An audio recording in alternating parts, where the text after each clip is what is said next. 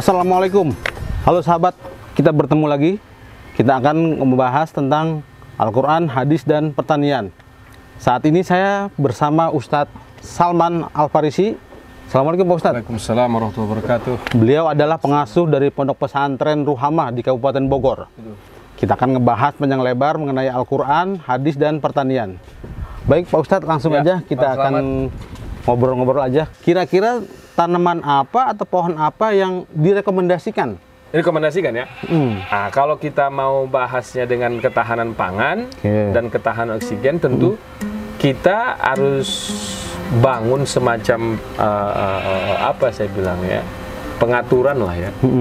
Wilayah ini khusus ubi, wilayah ini khusus padi. Saya kira gini, kita punya IPB kok. Oke lah, ada lembaga pendidikan yang sudah meriset itu ya? Ada dong. Dan saya pernah ketemu namanya Habib Idrus di Kampung Rambutan dia. Dia ahli tanah. Jadi tanah ini bisa kita cek. Ini cocoknya, ini cocoknya, ini cocoknya. Bisa. Karena kan misalnya terong itu butuh apa? Kita catat. Cari tanah yang kebutuhan terong. Oh, ini wilayah terong. Ada pemetaan harusnya Indonesia ini, cuman nggak tahu aku di mana ini orang-orang pinternya. Tadi kan itu pangan. Ternyata Bang, untuk oksigen misalnya, ini baru-baru saja saya ketemu dengan tenaga bapak yang paling ahli lah saya sebut gitu ya.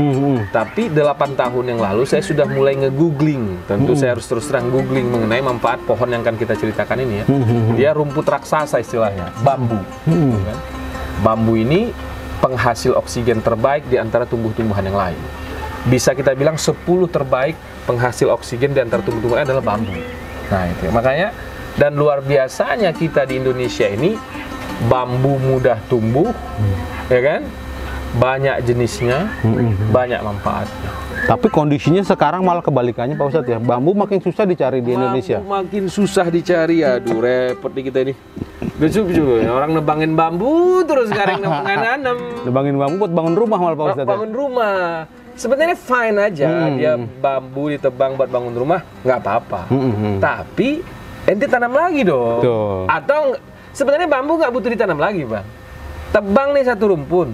Satu rumpun itu ada 100 pohon misalnya. Ente tebang 80 pohon, sisa 20. Pupuk dong Pak. Biar dia bisa bertumbuh naik lagi. Gitu loh.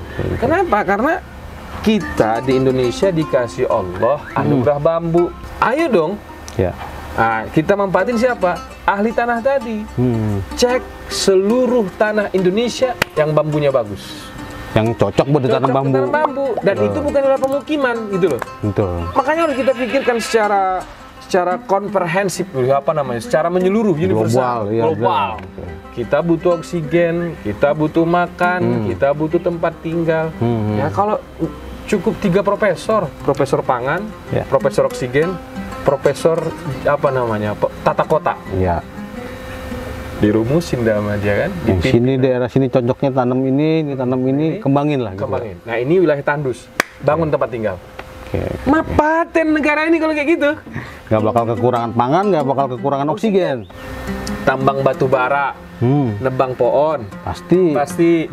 Pengusaha furniture, pakai pohon.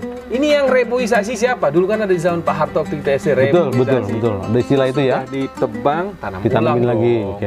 Ini ya bahkan sekelas orang-orang kaya kita juga sesudah batu baranya diambil, dibiarin aja.